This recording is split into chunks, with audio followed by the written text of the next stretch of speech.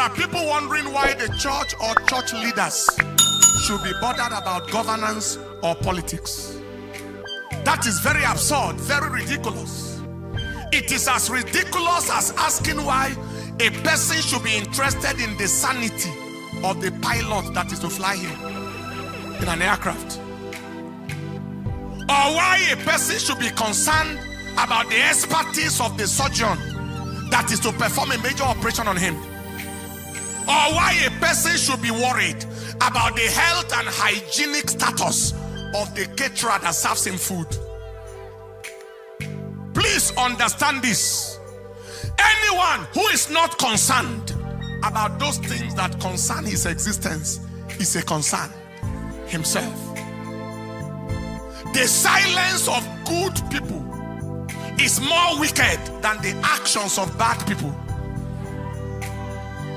Evil thrives when good people are silent, and most times silence is taken to mean consent. No one is permitted to keep silent when their destiny is being decided. You don't keep quiet or silent when your destiny or your welfare is being decided. To keep quiet when your destiny is being decided, like in a political setting, is to end with an outcome that may not be desirable. Now, why should the church people, church leaders, and the society at large be interested in politics and governance? Why should we be interested in who heads the government? First, government makes policies, and policies affect the society, and the church is part and parcel of society.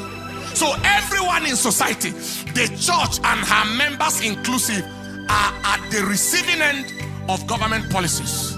Second, government's failure places a high burden of care on the church as a religious and charity institution. For example, when people can't pay their children's school fees, house rent, etc., it is not the government they go to for help. It is the church they come to.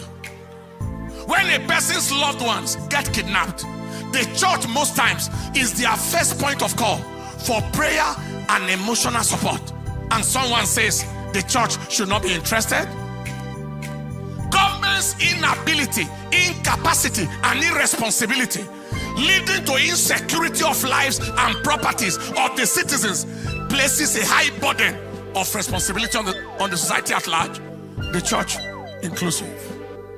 Government's policies and actions, listen to this, that forbid religious freedom and facilitate religious persecution and intolerance, especially against Christians and the church, pose very great existential threat to the church. They are against the very life of the church, aimed at reducing or possibly eliminating the Christian population in Nigeria. And somebody say we shouldn't be interested. Many have rapidly forgotten what happened in 2015. There was the presidential candidate of the coalition with a track records that didn't appear favorable. His speeches and actions before then were contrary to religious freedom. Many were warned of what was coming, but it fell on deaf ears. The youth then campaigned, including civil societies and others. They claimed that insecurity will be handled, corruption will be handled, etc. What was the outcome? Escalation of religious intolerance, and the persecution of the church went to another level. According to Stephanos Foundation, headquartered in Jos, between 2016 and 2021, over 5,878 people, mainly Christians, in Christian territories were killed by terrorists in terrorist attacks. Between 2016 and 2021, over 10,715 people, mainly Christians in Christian territories again, were killed by herdsmen, as against 3,041 killed between 2010 and 2015. See the difference. Between 2016 and 2022, there were 11,362 recorded cases of kidnapped persons across the country. Many more are beyond record.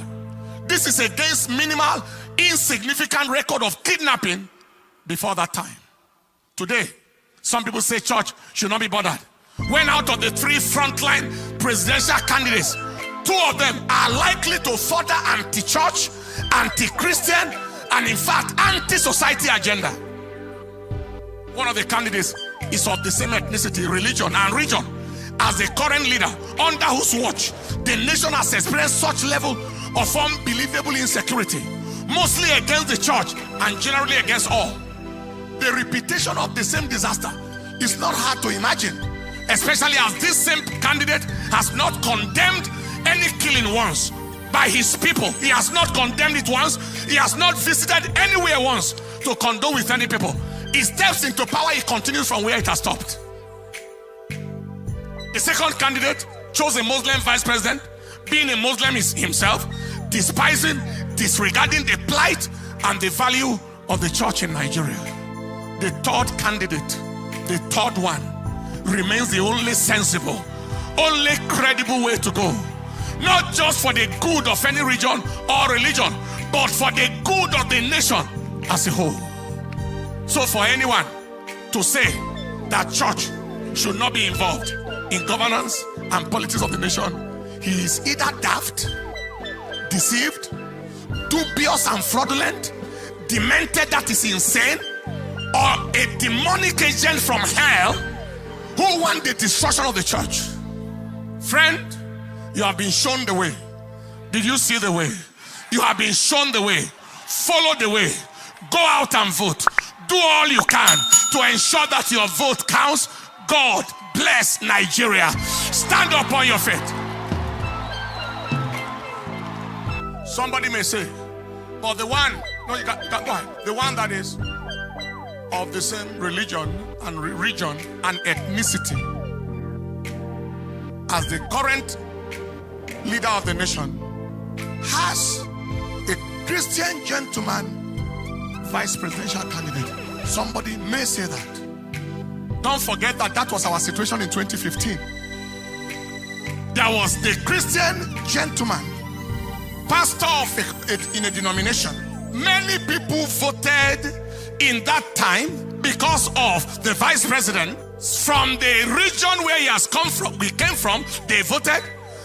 The denomination, the Christianity voted. Pentecostal cycles voted, and his denomination voted with the hope that he is there, and that means that there is hope. Question: what difference has been made? Brutal question. To what extent was he able to stop insecurity, to stop the massive killings, the massive persecutions, and the massive anti-religious agenda against Christianity? What extent? But I want you to notice that every time they gave him the opportunity to act as acting president, things rapidly changed. Things rapidly changed. But to what extent was he given that opportunity? So don't let anybody deceive you. That so let us vote because of this and that and that. Let nobody deceive you. Open your eyes. We shall not let history repeat in our nation. We shall not let history repeat in Nigeria. Wasn't that vice president, the current one, wasn't he good enough to come out as presidential candidate? Why was he denied? Why didn't it happen? Because a demonic agenda must still continue, which is being frustrated right now. Are you hearing what I'm saying? Because they deceive, people deceive themselves, and we deceive ourselves a lot. All you need to do to face the future is to think about the past. What has happened before, it gives an idea of what is likely to happen before. Don't let anybody deceive you. The frontline people, the arrowheads, are the people to consider right now in terms of who gets up there. I believe you have heard. Help me tell people, have you heard?